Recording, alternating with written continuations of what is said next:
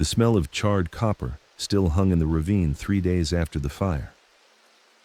Sheriff Doyle Hendricks crouched beside what remained of a Coleman lantern, its metal frame twisted into something that resembled a prayer.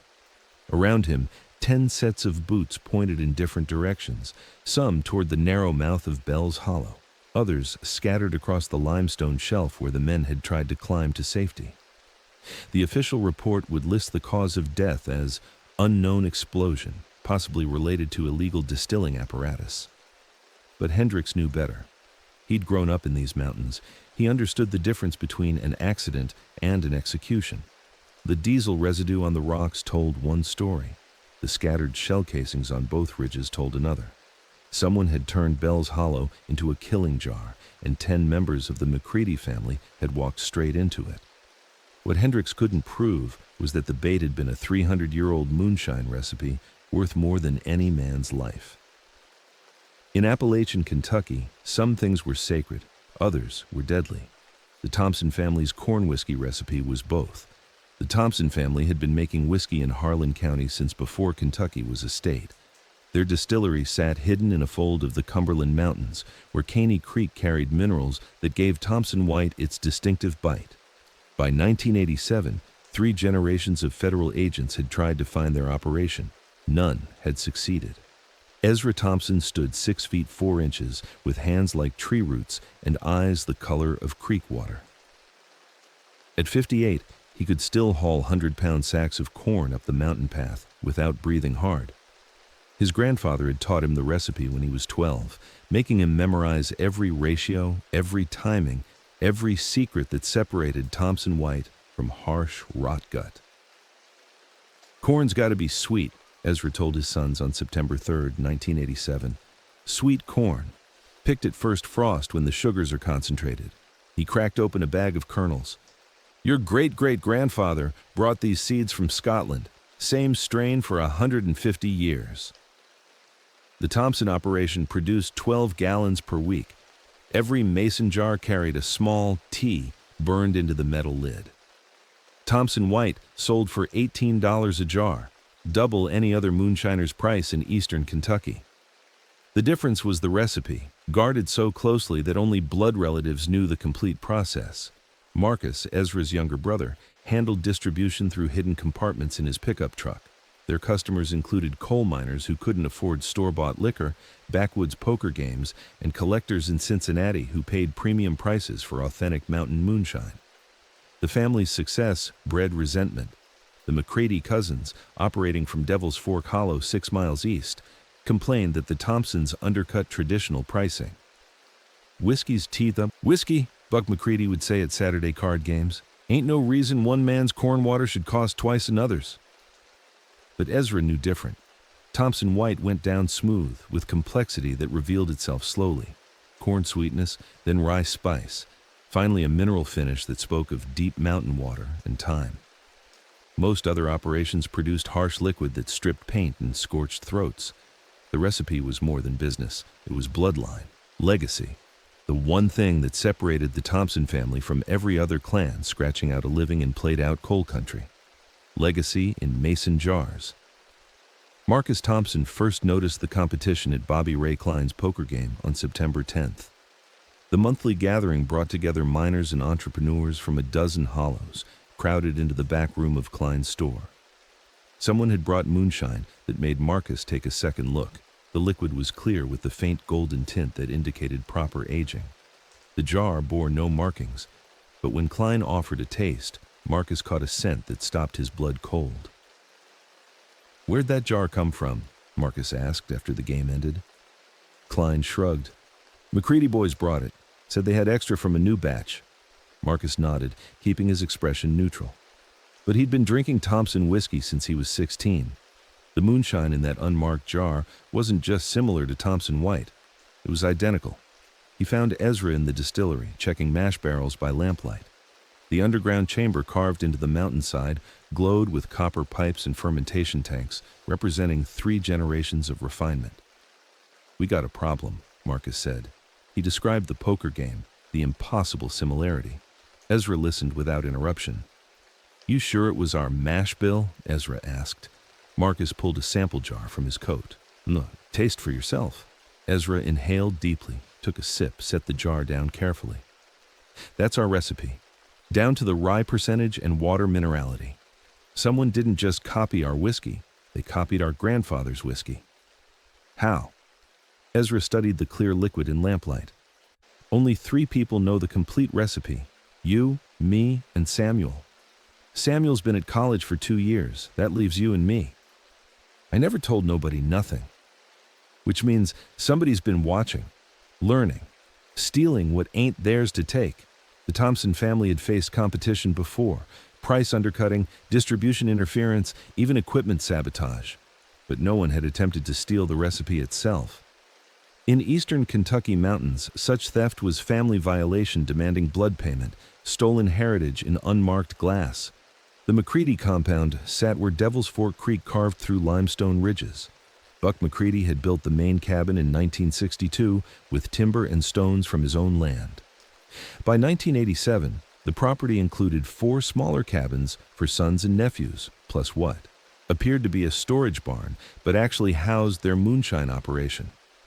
Unlike the hidden Thompson setup, the McCready distillery operated semi-openly. Federal agents had raided twice, finding only legitimate equipment and empty jars. Buck was careful, paranoid, smart enough to keep actual production mobile within his 2,000-acre holdings. But something had changed. Neighbors noticed new copper tubing deliveries. The McCready boys drove newer trucks, rust buckets replaced by gleaming Ford Rangers. Buck's youngest son, Danny, wore a leather jacket worth more than most miners' monthly wages. The transformation puzzled locals who remembered the McCreadys as chronically broke. Their moonshine had been notably unsuccessful. Harsh, poorly distilled liquor that sold for bottom prices to undiscriminating customers. Then, in late August, everything changed. "They got themselves a real setup now," reported Jimmy Couch, whose property bordered McCready land. "Seen them moving professional-grade equipment, shiny copper, real distillery stuff." Word spread through networks connecting moonshine families across Harlan County. Where had the McCreadys acquired money for expensive equipment? More importantly, where had they learned to operate it? Buck offered vague explanations about getting lucky with investments and learning from old books. But neighbors noticed he couldn't meet their eyes, and his hands shook when reaching for his wallet. The first samples of new McCready whiskey appeared in early September. The transformation was remarkable. Smooth, complex whiskey that rivaled anything in the region. "Tastes like somebody taught them boys real whiskey making," observed Preacher Wilson. "Whatever they learned wasn't from no books." Marcus Thompson had a different theory. Watching the glow of obvious still operation from outside the McCready compound on September 15th, he was certain he was looking at thieves who'd stolen more than money. They'd stolen knowledge belonging to his family, traditions stretching back generations, secrets never meant to leave Thompson blood. Blood calls for blood. Sheriff Doyle Hendricks had kept peace in Harlan County for 11 years, understanding which battles were worth fighting. When Ezra Thompson entered his office September 18th, carrying unmarked whiskey and complaints about recipe theft, Hendricks knew he was looking at trouble. "They stole our family recipe," Ezra said, setting the jar on Hendricks's desk. "McCready whiskey made with my grandfather's mash bill. Every ingredient, every ratio, exactly like we've been doing for 3 generations. Hendricks examined the jar without opening it. "Ezra, you know I can't investigate moonshine production. That's federal jurisdiction. This ain't about liquor. This is about theft.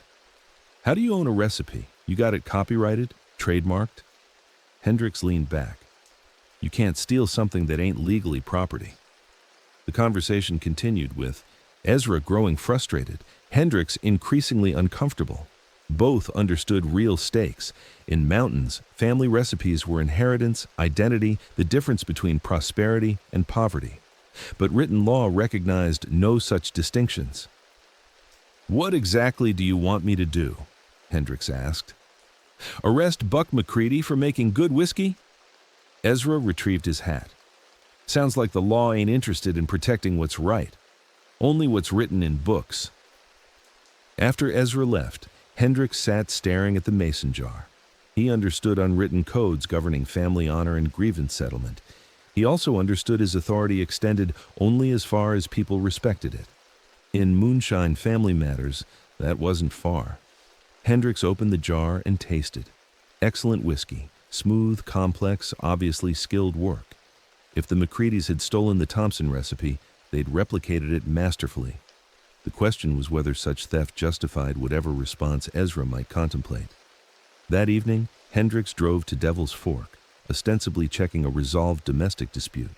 He found the McCreadys prosperous, new trucks, fresh paint, expensive satellite dish, and Buck standing beside a gleaming copper still, making no attempt to hide his upgraded operation. "Nice setup, Buck. Business must be good. Can't complain. Learning new techniques, upgrading equipment. Gotta modernize to stay competitive." Hendricks left. With growing certainty, he was witnessing opening moves of a conflict that would end badly. The law offered no protection for stolen recipes or family traditions, but mountain justice followed older codes measuring offense in blood rather than statutes. What would you do, knowing written words meant nothing against generations of mountain tradition? Justice waits for no badge. The first sign came September 22nd, Buck McCready's hunting dog found dead beside Devil's Fork Creek. The animal hadn't been shot or poisoned. It simply lay as if it had gone to sleep. Buck buried the dog and said nothing, but everyone noticed he started carrying his grandfather's .38 Special everywhere. The second sign appeared 3 days later, fresh tire tracks circling the McCready property at night, heavy vehicles moving slowly, surveying the compound. Danny McCready found the tracks, photographed them, showed pictures to anyone who'd look. "Somebody's watching us," Danny told the Saturday card game, "circling like buzzards, making sure we know they're there." The third sign was most disturbing. Danny's girlfriend reported someone following her home for 3 consecutive nights. Dark pickup truck, no visible plates, maintaining distance but never losing sight. When she turned into her driveway, the truck would continue past and disappear.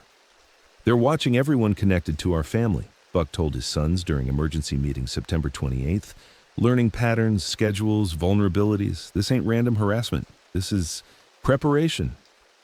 Buck's eldest son, Jerome, suggested approaching Sheriff Hendricks. "Stalking's illegal whether it involves moonshine or not." But Buck understood mountain politics better. Hendricks would take complaints seriously, might increase patrols. But the sheriff's authority was limited, resources stretched. More importantly, involving law enforcement would escalate unpredictably. Federal agents might take renewed interest. Rival families might see protection as weakness. "We handle this ourselves," Buck decided. "Whatever's coming, we face it as family." The McCready compound transformed into a fortress. Motion sensors appeared along access roads. Security lights illuminated buildings. Armed family members maintained night watches.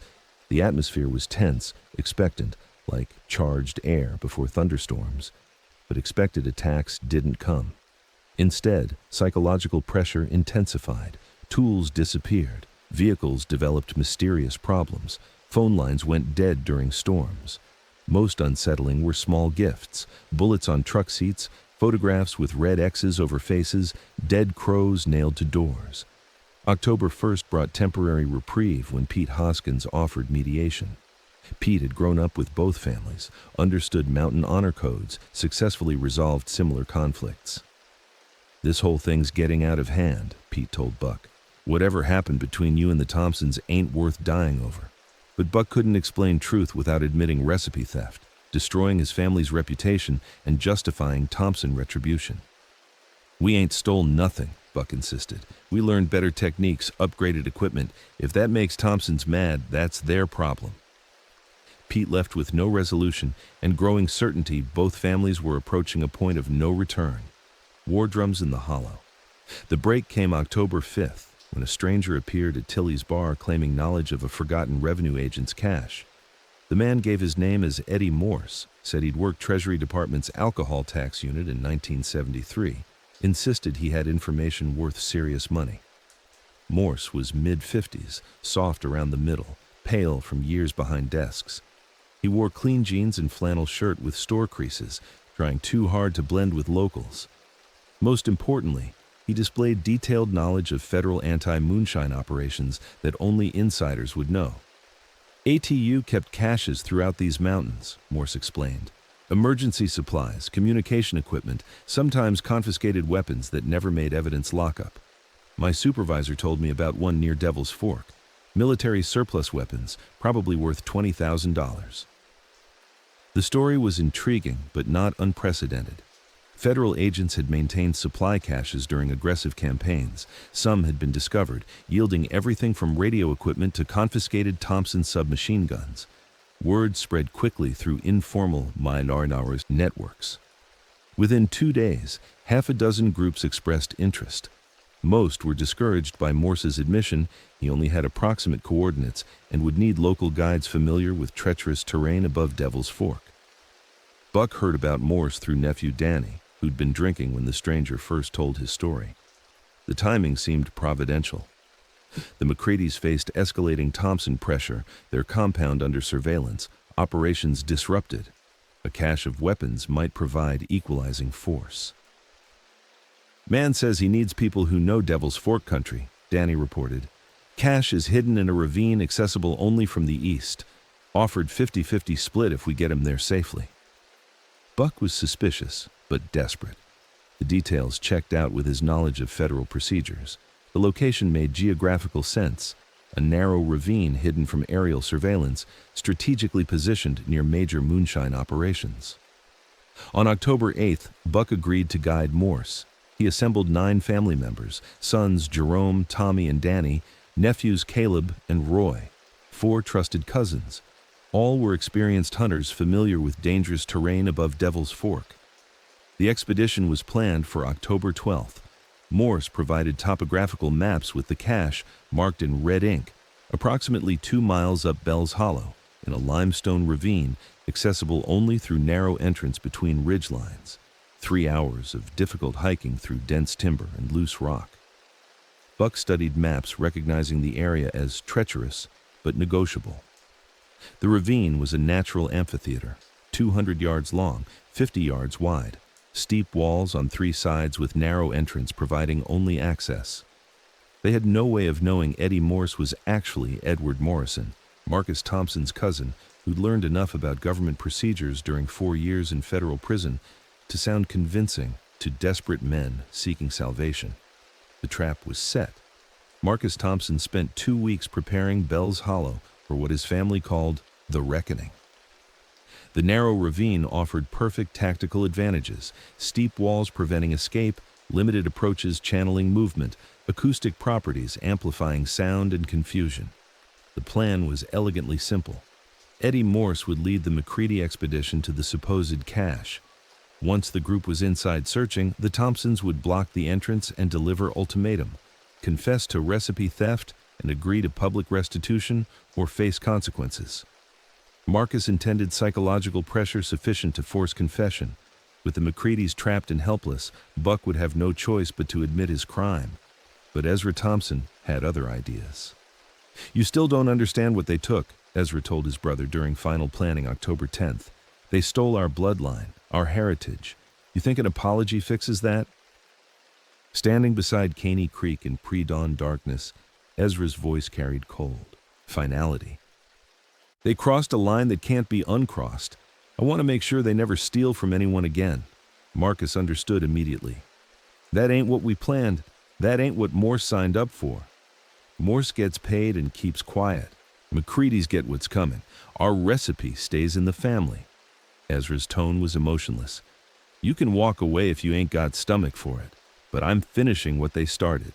The argument continued with Marcus desperately seeking alternatives, but Ezra had moved beyond reason into cold certainty that only blood payment could restore family honor.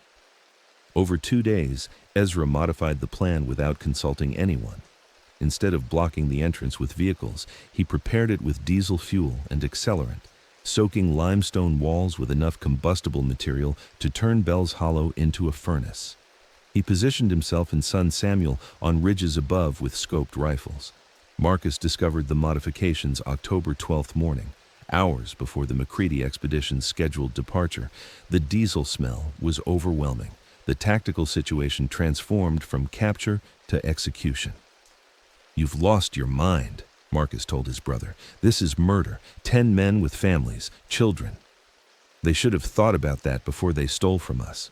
Marcus drove away, unable to participate but equally unable to prevent what was about to happen.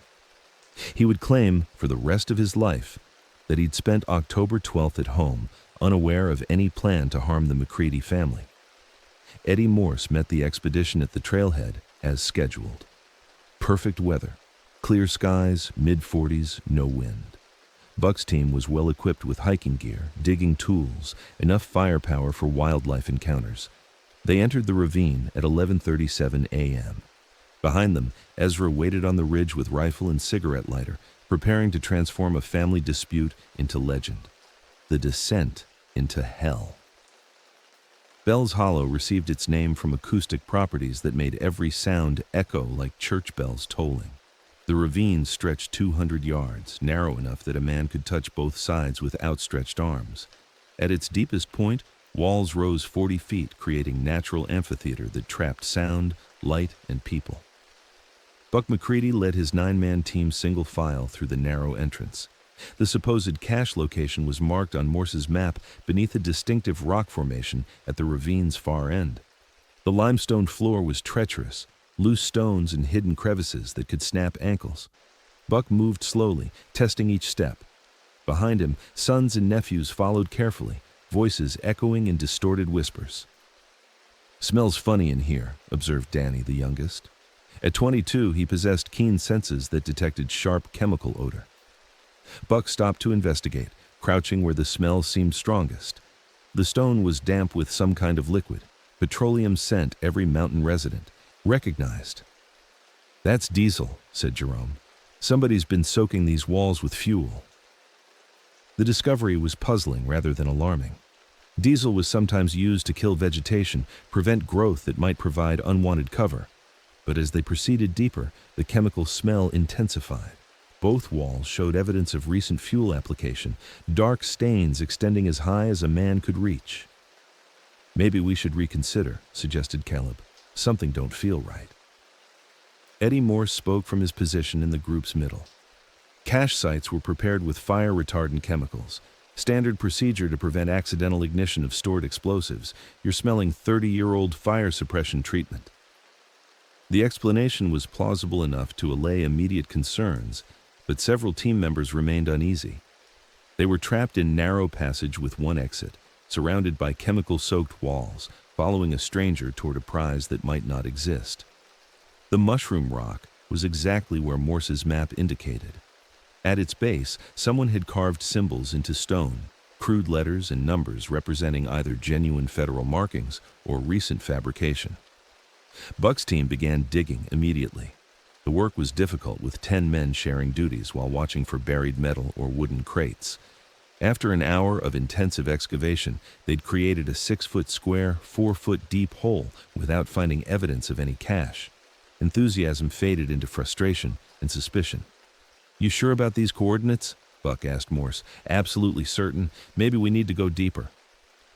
But doubt was spreading like infection. They'd been digging over an hour with nothing to show. Worse, the chemical smell was becoming overwhelming, making several men nauseous. It was Danny who first noticed the smoke. Thin gray line rising from near the ravine entrance, barely visible but growing thicker. At first, it seemed like someone burning brush nearby. Then, the wind shifted, and they smelled something that made Buck's blood freeze. Not wood smoke, not burning leaves, the acrid, choking scent of diesel fuel igniting. "Fire at the entrance. We got to get out now." The 10 men abandoned their digging and ran toward the narrow exit. What they found would haunt survivors' nightmares forever. Flames in the funnel. The entrance to Bell's Hollow was a wall of fire. Diesel fuel, applied methodically to every surface within 50 feet, had ignited into flames reaching 15 feet high, generating heat intense enough to blister exposed skin at 20 yards.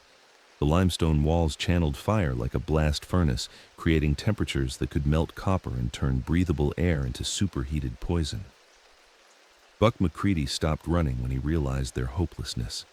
Behind him, sons and nephews crashed into each other as the group halted 30 yards from what had been their escape route. The passage was now impassable, blocked by flames and smoke that, would kill anyone attempting to breach them. "We're trapped," Buck said, voice barely audible above burning fuel's roar. 10 men stood in tight cluster, faces illuminated by orange glow reflecting off limestone walls. Temperature was rising rapidly as superheated air circulated in the enclosed space. Within minutes, the environment would become lethal without direct flame contact. "How long can diesel burn?" asked Jerome. Nobody answered because everybody knew. Diesel burned hot and fast but consumed itself quickly unless continuously fed. This fire would last perhaps 30 minutes before exhausting combustible material. But 30 minutes was longer than humans could survive in a superheated limestone furnace. Eddie Morse had vanished. In the chaos, the supposed federal agent had simply disappeared, leaving behind his backpack and maps. Buck realized Morse had never intended to help them find any cash. His role had been ensuring all 10 McCready family members were trapped when the trap was sprung. "Thompson," Buck said, the name carrying absolute certainty. Ezra Thompson did this. The accusation hung in superheated air like a death sentence. Everyone understood the implication. They'd been lured by elaborate deception, trapped in natural kill zone, left to die by the man whose recipe they'd allegedly stolen. Roy McCready pointed toward the ravine walls. "We could try climbing out." The limestone walls rose 40 feet to ridgeline, surface smooth and vertical, but broken by occasional ledges that might provide handholds. In normal circumstances, with proper equipment, the walls might be scalable. But rising temperature was making stone too hot to touch, and smoke was reducing visibility. Still, climbing represented their only possible escape. Buck organized his men into groups, strongest climbers toward walls while others searched for climbing aids or fire suppression equipment. Danny, youngest and most agile, reached the limestone wall first and began searching for handholds. The stone was warm, but not yet unbearable. If he could climb fast enough, reach the top before heat became overwhelming, he might escape and summon help. He made it 12 feet up before the first shot rang out. The bullet struck limestone 2 inches from his right hand, sending stone chips flying and nearly causing him to lose his grip. The sound echoed through the ravine like cannon shot, multiplied by acoustic properties into something seeming to come from everywhere. "Sniper," Buck called. "They got shooters on the ridges." A second shot confirmed the tactical situation. Someone with scoped rifle was positioned above, preventing escape attempts by threatening to kill anyone trying to climb out. The McCreadys were trapped between fire below and bullets above, with no escape route that wouldn't result in immediate death. Danny dropped to the ravine floor, hands bleeding from scraping heated stone. Around him, family members were coming to terms with the certainty of their situation. They could die quickly by running into fire, slowly by remaining in increasingly superheated air, or individually by attempting to climb toward rifles. But Buck McCready hadn't survived 45 years in the mountains by accepting defeat easily. Somewhere in Bell's Hollow, there had to be a solution that didn't end with family extinction. No way out but through. Ezra Thompson lay prone on the eastern ridge overlooking Bell's Hollow, Remington 700 rifle equipped with 3.9 scope, providing clear views of the entire ravine floor. Beside him, son Samuel maintained watch through binoculars, spotting targets and calling range estimates. "Movement on north wall," Samuel reported. "Youngest one trying to climb again." Ezra shifted rifle toward target, centering crosshairs 2 feet above Danny McCready's position. He didn't fire immediately. The goal was psychological pressure, not necessarily killing, though he was prepared for whatever was required. Warning shot, Ezra decided, close enough to make him think twice.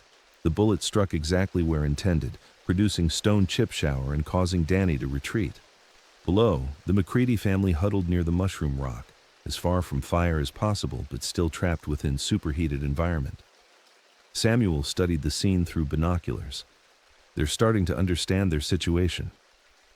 Fire at the ravine entrance was consuming itself, flames dropping from 15 feet to 10 as diesel fuel was exhausted. But damage was done. The passage remained blocked by burning debris and superheated stone requiring hours to cool to survivable temperatures. "How long you figure they got?" Samuel asked. Ezra calculated based on confined space emergency knowledge from coal mining years. "Temperatures probably 120 degrees, rising fast. Smoke's displacing oxygen. Figure 20 minutes before heat exhaustion, maybe 40 before they start dying. The timeline was deliberate, providing exactly enough time for Buck to understand consequences of stealing from the Thompson family and communicate that understanding to relatives. Ezra wanted confession and acknowledgement before death. Through the scope, he could see Buck organizing men for another escape attempt, creating human pyramid to allow lighter family members to reach higher handholds. The effort showed courage, ingenuity, family loyalty that Ezra might have admired under different circumstances, but it also showed failure to accept responsibility for theft that created this situation. They still don't understand, Ezra muttered, still think they can fight instead of admitting what they'd done. Samuel adjusted binoculars, focusing on Buck's face. Maybe they really didn't steal the recipe. Maybe we got the wrong people. The suggestion hit Ezra like physical blow. What if the McCready family was innocent? What if their improved whiskey resulted from legitimate learning rather than theft? But doubt lasted only seconds before being overwhelmed by certainty and rage. The taste match was too perfect, timing too coincidental. Someone had stolen the Thompson recipe, and McCready's were obvious suspects. They stole from us, Ezra said firmly. They knew the consequences.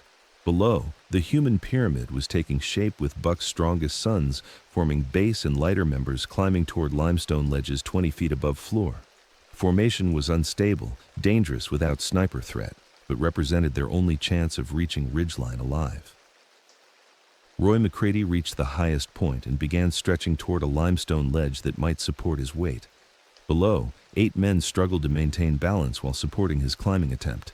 But Roy's fingertips touched the ledge, found grip, began pulling himself higher. Ezra centered crosshairs on rock face 6 inches above Roy's hand and squeezed the trigger.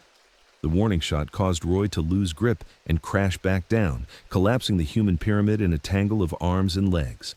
From the ravine floor, Buck's voice echoed, "Ezra Thompson, I know you're up there. Let's talk about this." The time for negotiation had arrived. Justice talks softly and carries a rifle.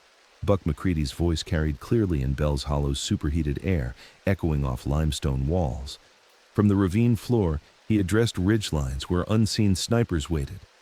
"Ezra Thompson, I know what this is about. Let's settle this like men instead of burning my family alive." For 30 seconds, only crackling fire and labored breathing responded. Then, from high above, Ezra's voice drifted down like judgment from heaven. "You want to settle this? Start by admitting what you stole." Buck looked around at sons and nephews, faces streaked with sweat and blackened by smoke, eyes filled with desperate hope that somehow their patriarch could negotiate them out of this nightmare. Temperature was approaching levels causing heat stroke within minutes. "I never stole nothing from your family," Buck called back. "We improved our operation with legitimate equipment and techniques." The response came as rifle shots striking limestone inches from Buck's head, sending fragments across his face and drawing blood. "Wrong answer," Ezra shouted. "Our recipe's been the same for 3 generations. Suddenly you're making identical whiskey. That ain't coincidence." Buck wiped blood from his forehead. The heat was becoming unbearable, making coherent thought difficult. Around him, family members showed heat exhaustion signs, confusion, nausea, excessive sweating their bodies could no longer sustain. "What exactly do you want from me?" Buck asked. "I want the truth. I want you to admit you stole our recipe. I want you to tell your boys exactly what you done and why they're dying for it." The demand was impossible because Buck genuinely believed he was innocent. His family had improved their operation through trial and error, learning from books, experimenting with ingredients and techniques. If their product resembled Thompson whiskey, it was because both families pursued similar goals with similar materials. But innocence was irrelevant against survival mathematics. 10 men were trapped with no escape except through their captor's mercy. Truth was whatever Ezra Thompson would accept in exchange for their lives. "All right," Buck called out, voice breaking with exhaustion. "Maybe we did learn some things by watching your operation. Maybe we copied techniques we shouldn't have." "Keep going," Ezra responded. "Tell me about the recipe." Buck closed his eyes, feeling his family's survival resting on words he was about to speak. To confess to theft, even false confession, would destroy everything the McCready name represented. But death would destroy more. We watched your boys hauling corn from fields, Buck continued, lies flowing easier as he constructed a story that might satisfy Ezra's need for justice. We figured out your water source, fermentation timing, distillation process. We copied what we could learn and guessed at the rest. The exact recipe, Buck. Buck looked at his youngest son, Danny, barely conscious from heat exhaustion, at Jerome, trying to organize wet cloths to help others breathe, at nephews and cousins who'd trusted him to lead them safely. Yeah, Buck said finally, we stole your recipe. We took what wasn't ours. I'm admitting it now, and I'm asking for mercy. The silence lasted nearly a minute. Buck began hoping confession might be enough. Then response came from the ridge, carrying cold finality. Confession's appreciated, Buck. But some things can't be forgiven.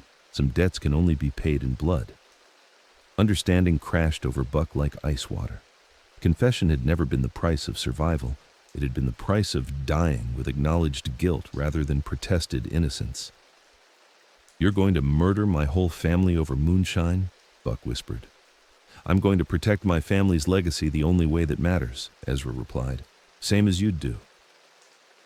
But Buck had one final card, a truth that might yet turn confession into salvation. 10 lives hanging on revelation. Buck McCready had kept one secret for 40 years. As Bell's Hollow's temperature approached levels that would kill conscious men within minutes, he decided the time had come to reveal truth about the McCready family's sudden improvement in whiskey quality. Ezra, Buck called toward the ridge, you want to know where we really learned that recipe? You sure you want the truth? I already got your confession, Ezra replied. No, you don't understand. We didn't steal your recipe. We already had it. Been having it for 20 years. Just never used it till recently. The statement hung in superheated air like a challenge to everything Ezra Thompson believed about family heritage and recipe ownership. Explain that, Ezra commanded. Buck leaned against limestone wall, gathering strength for what might be his final revelation. Around him, family members were barely conscious, overcome by heat and smoke. 1967. Your daddy, Charles Thompson, was working coal mine in Letcher County. Got hurt in cave-in, laid up 3 months with busted leg and no money. My daddy gave Charles carpentry work, paid fair wages while his leg healed. The story was historically accurate. Charles Thompson had worked for the McCready family during recovery from mining accident. Ezra remembered the period, his father returning home exhausted, grateful for income that kept his family fed. Charles was drinking heavy during the months, Buck continued, pain medicine and corn whiskey, trying to deal with hurt and worry. One night he got too drunk to drive home, passed out in our barn. When I found him next morning, he'd written out your family recipe on an envelope. Every ingredient, every measurement. Said he wanted to make sure his knowledge didn't die if his leg got infected. Ezra's blood froze. The scenario was plausible. His father had struggled with alcohol during recovery, frequently expressed fears about dying before passing knowledge to the next generation. That's a lie, Ezra said, but uncertainty crept into his voice. My daddy kept that envelope 20 years without using it, Buck continued. Said it wouldn't be right to profit from another man's family knowledge, even if freely given. But when your threats started, when you began making life miserable for my family, I figured all bets were off. The revelation transformed the conflict from theft versus legitimate ownership into something far more complex. If Buck's story was true, then the McCready family had possessed the Thompson recipe legally for 2 decades, keeping it secret until circumstances forced them to defend themselves. Samuel Thompson lowered his binoculars and turned toward Ezra. Daddy, you think that could be true? About Grandpa writing down the recipe? Ezra's world tilted. His father had indeed been careless with family secrets when drinking, had occasionally made comments about ensuring knowledge survival. But implications of Buck's story were staggering. Everything Ezra had done was based on false assumptions. Even if that's true, Ezra said desperately, using the recipe without permission is still theft. Your daddy gave it freely to mine, Buck replied. Man was grateful for work, wanted to show appreciation. There's a difference between theft and gift. Below, the McCready family was dying, regardless of whether recipe ownership was justified. Danny had lost consciousness. Jerome was vomiting blood from thermal stress. Buck himself spoke through cracked lips and burned throat, but truth, once revealed, demanded response. Ezra faced choice between acknowledging error and accepting murder of 10 innocent men, or continuing justification for killing people who might have committed no crime beyond using knowledge freely given to their family decades earlier. The rifle scope wavered as Ezra's hands began to shake. Truth burns hotter than diesel. Ezra Thompson's hands trembled as he held the rifle scope on Buck McCready's heat-exhausted face.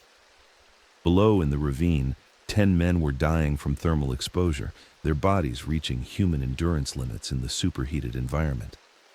"Daddy," Samuel said quietly, "we got to make a decision. They're dying down there." The truth about Charles Thompson's potential gift had shattered Ezra's certainty about justice and retribution. If Buck's story was accurate, if the recipe had been freely given rather than stolen, then the elaborate trap was nothing more than mass murder based on false assumptions. "They're still thieves," Ezra said, but his voice lacked conviction. "Maybe not the way I thought, but still thieves." Samuel studied his father's profile, recognizing internal struggle between justification and recognition of error. What happens after this? What happens when 10 men die and the law comes asking questions? The practical implications were staggering. Sheriff Hendricks would investigate, federal agents would follow obvious signs of deliberate killing. The entire Thompson family would face scrutiny that could destroy their operation and result in life sentences. Below, Buck was making one final appeal. "Ezra, I got the envelope. Your daddy's handwriting, the recipe in his own words. I can prove everything I told you." The offer of physical evidence created another crisis. If Buck truly possessed a letter in Charles Thompson's handwriting, it would conclusively prove the story about gifted rather than stolen knowledge. But verifying evidence would require allowing Buck to survive. "Where is it?" Ezra called down. "Safe deposit box at Harlan County Bank. Keys in my wallet. You can verify every word." Samuel grabbed his father's arm. "We got to let them out. If that letter exists, if Grandpa really gave them the recipe, then this whole thing is murder over nothing." But Ezra's pride had been committed to his actions' justice for too long. He'd convinced himself the McCreadys deserved death, justified elaborate planning based on moral certainty. Admitting error meant acknowledging he'd nearly committed mass murder based on false assumptions. "Could be another lie," Ezra said. "Could be stalling." "Then we verify after we get them out," Samuel replied. "But if we let them die now and that letter exists, we're murderers of innocent men." The argument was interrupted by movement below. Jerome McCready had collapsed from heat exhaustion, convulsing in apparent thermal shock. The sight of obvious medical emergency forced a decision that ideology couldn't postpone. "All right," Ezra said finally, "but they come out one at a time, hands visible. First sign of trouble and we start shooting." Samuel began descent toward Bell's Hollow, carrying rope and water. The fire had subsided enough to allow careful passage, but limestone walls remained too hot for safe contact. One by one, the McCready expedition was extracted from what should have been their grave. Buck kept his promise about the envelope.